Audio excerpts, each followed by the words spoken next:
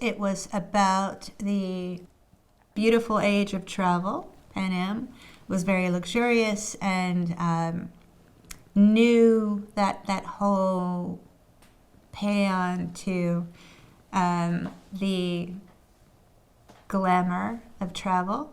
And with that came beautiful stewardesses, not flight attendants, all female.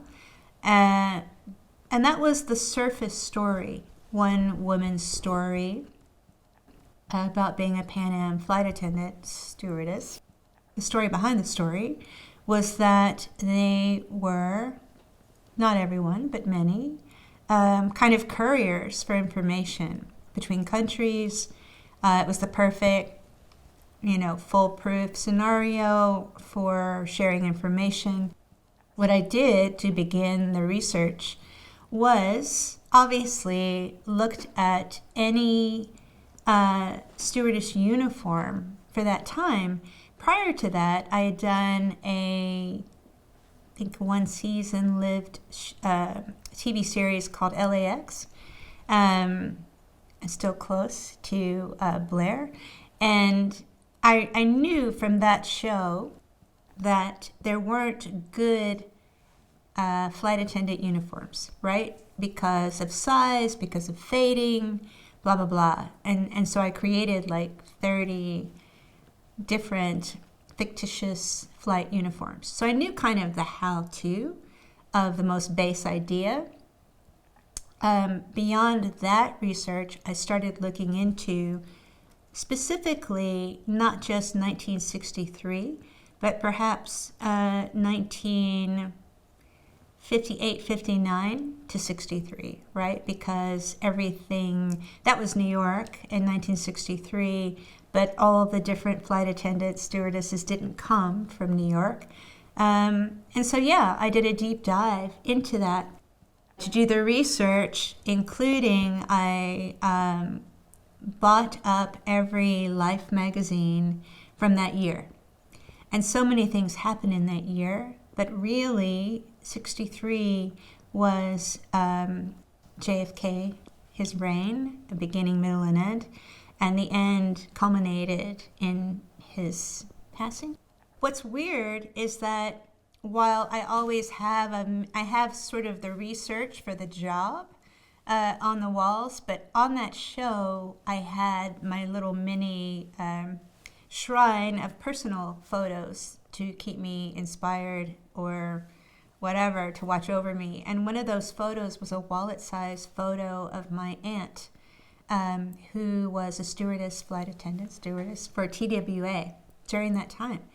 And she was my godmother, and her husband, my godfather, they were sort of these beautiful, mysterious, elegant creatures who lived in places that nobody else seemed to be from, or that I would meet or even read about people from these places, except for big personalities. So we would get postcards from Jamaica.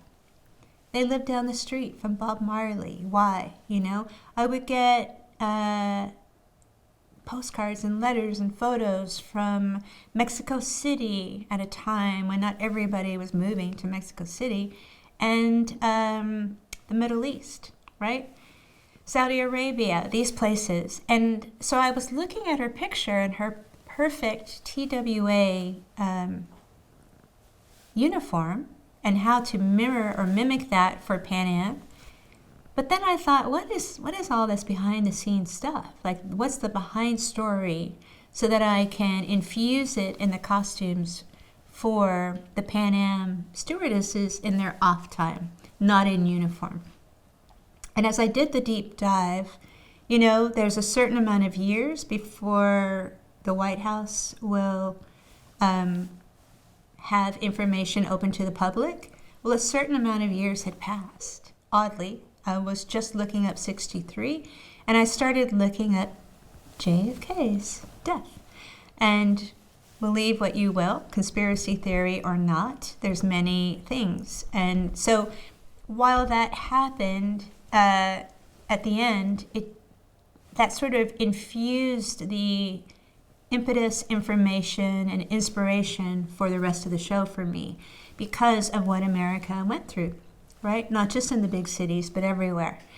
And so as I did the deep dive, I knew that my godparents, aunt and uncle, had a secret job that they couldn't talk about while working for the government.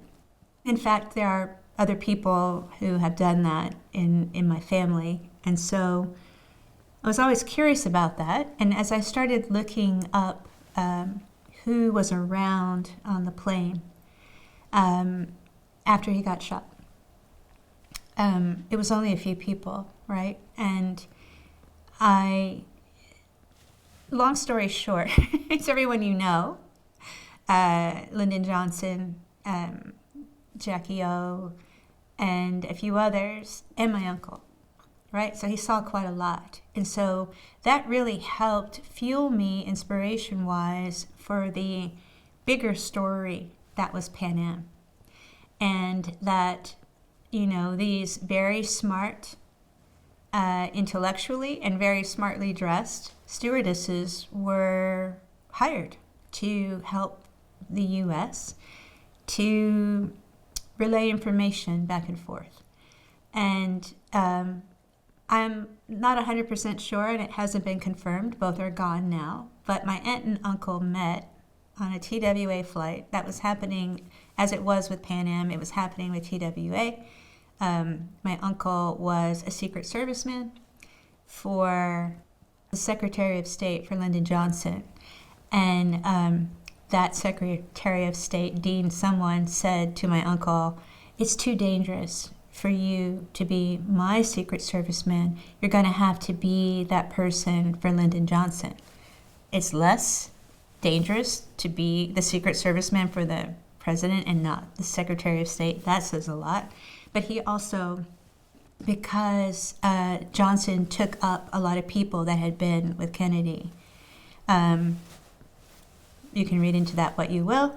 My uncle also was for Kennedy. So all of that made sense, and it definitely added that sort of documentary connection that I wanted for a TV show. And so that show was awesome. 4 strong women. I still talk to 2.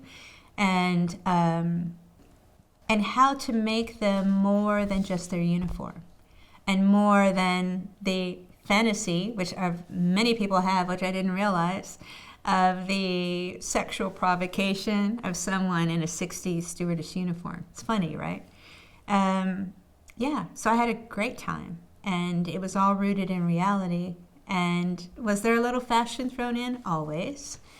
And, I think that was the beginning where I began to make a lot of stuff, because I simply wasn't finding it out in the world. And also because the costume houses are all here, they all kind of went the way after 9/11. Like there was nothing left after 9/11. And so everything had to come from California, and they didn't have all their scripts written. So I had to go to a costume house to pull everything with this amount of money, not knowing what any storylines were. And so part of that was also making everything that I could, in addition to getting costumes, shopping vintage, and remaking them to fit the screen or the tone or the palette.